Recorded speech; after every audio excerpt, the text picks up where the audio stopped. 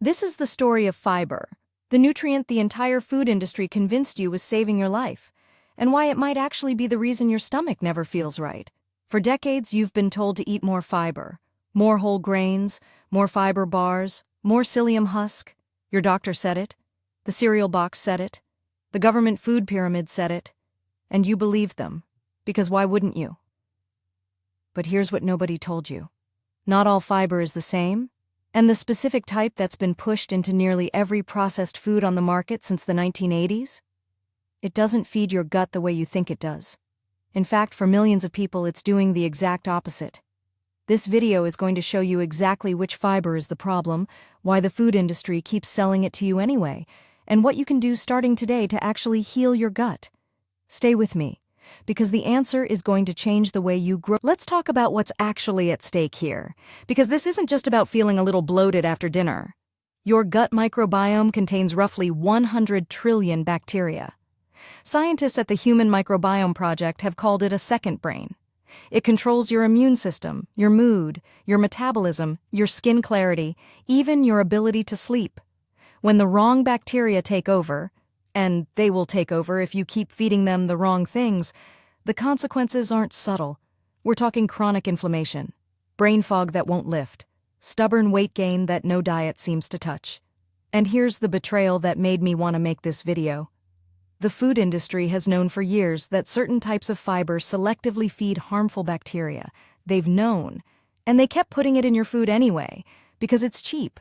It adds bulk, and it lets them slap a high fiber label on the front of the box. You trusted the label. The label lied. Here's the foundation you need. There are two categories of dietary fiber, soluble and insoluble. And within soluble fiber, there's a subcategory that has completely taken over the processed food industry.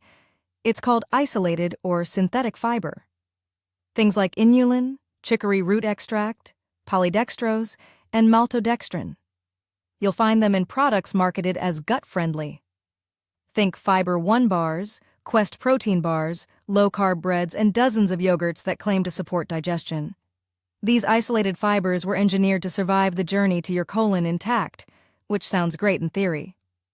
But a 2019 study published in Cell Host and Microbe found that isolated inulin fed to mice selectively promoted the growth of Bilophila wadsworthia, a bacteria strongly linked to intestinal inflammation and liver disease.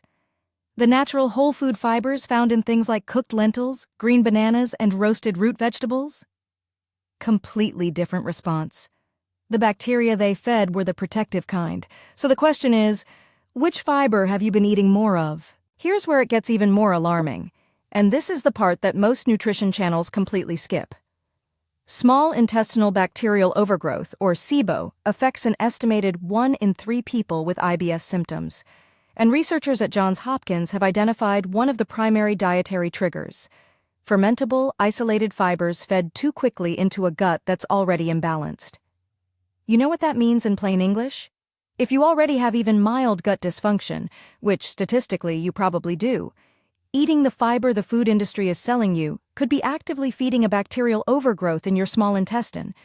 This creates a vicious cycle. You feel bloated. You read that fiber helps digestion. You eat more fiber. The bloating gets worse. You blame gluten. You blame dairy. You never once consider that the high-fiber granola bar you've been eating every single morning since 2018 is the actual problem. Pattern interrupt. Pull out any packaged food in your kitchen right now that says high fiber on the label. Flip it over. If you see chicory root, inulin, or polydextrose in the first 5 ingredients, that is not health food. That is a profit-driven ingredient disguised as wellness. Now let's talk about the betrayal at the systemic level, because this didn't happen by accident. In 1984, the FDA approved health claims connecting fiber to reduced colon cancer risk. This was based on early epidemiological studies from Dr. Dennis Burkitt, observing African populations who ate high amounts of whole plant foods and had remarkably low rates of colon cancer. What the food industry heard was not whole plant foods. What they heard was fiber, 2 completely different things. Within a decade, Kellogg's was running television ads claiming that all-brand cereal could reduce cancer risk. The FDA actually sent them a warning letter. But the damage, or rather the marketing template, was already set. By the late 1990s, food scientists had discovered they could add cheap isolated fibers to ultra-processed products and legally market them as health food. And so they did. Everywhere. Continuously. They took a real nutrient from a real context, whole plants eaten by active populations, stripped out everything that made it work, synthesized the cheapest extractable version, and put it in a cookie. Then they called the cookie healthy. That is the lie. And you have been paying for it. With your money and with your gut health. Okay, let's shift the energy here, because this is where you go from angry to empowered. The fiber that genuinely supports your gut microbiome has a name. It's called resistant starch. And unlike isolated inulin, resistant starch has been studied extensively in human clinical trials. A landmark 2022 study out of Stanford University followed 36 adults over 17 weeks. Half ate a high-fiber diet, half ate a high-fermented food diet. The fiber group showed no significant increase in microbiome diversity. The fermented food group showed dramatically increased diversity and measurably reduced inflammatory markers across the board. But here's the nuance that study also revealed. The fiber group that did show improvement was eating whole food-resistant starch sources, not processed fiber supplements. What are those sources? Cooked and cooled potatoes, green bananas, slightly underripe plantains, cooked lentils that have been refrigerated overnight, whole oats soaked before cooking. These foods behave differently in your gut than any powder or bar.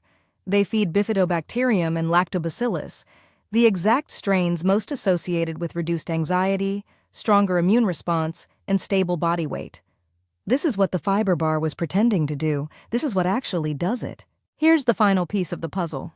And honestly, this is the one most people have never heard before. Resistant starch works best when it enters a gut that already contains the right bacterial strains to ferment it properly. This is why two people can eat identical diets and have completely different results.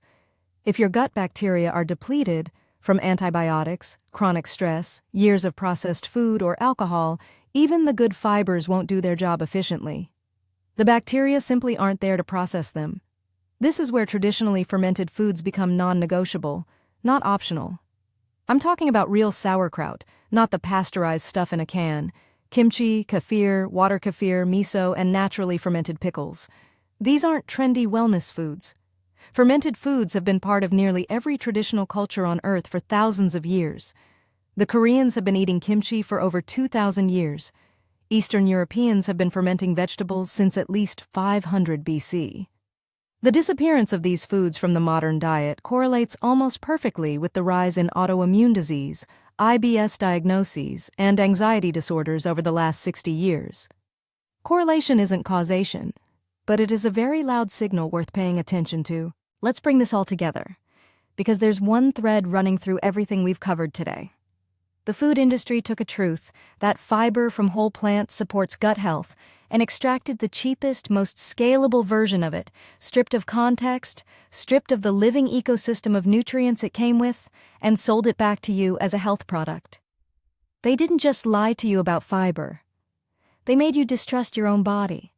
When you bloated after that fiber bar, you blamed your body. When your digestion never improved despite following every recommendation, you blamed your genes. You never once thought to question the ingredient list, because the front of the package said it was healthy, and we were raised to trust the label.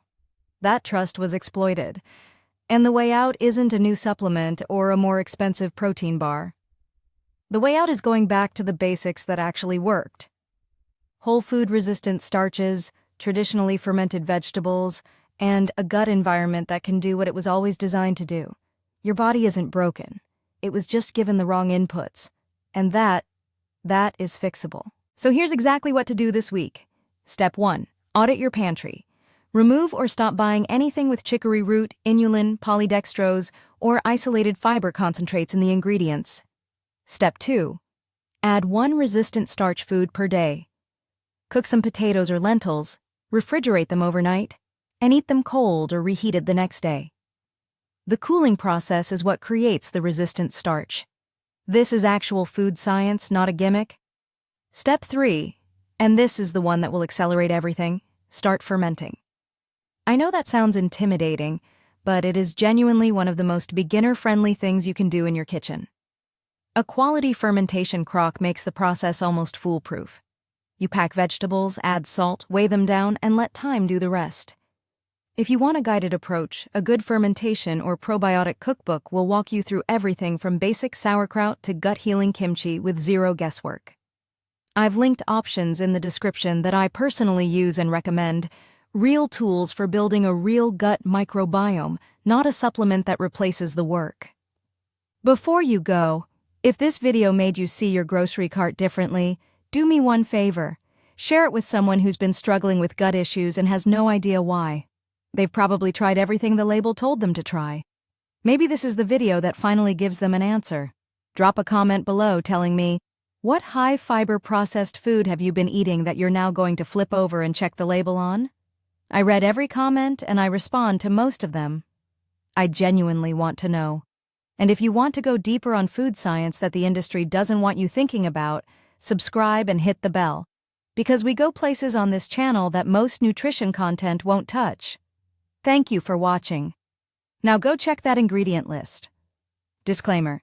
This video is for educational and entertainment purposes only.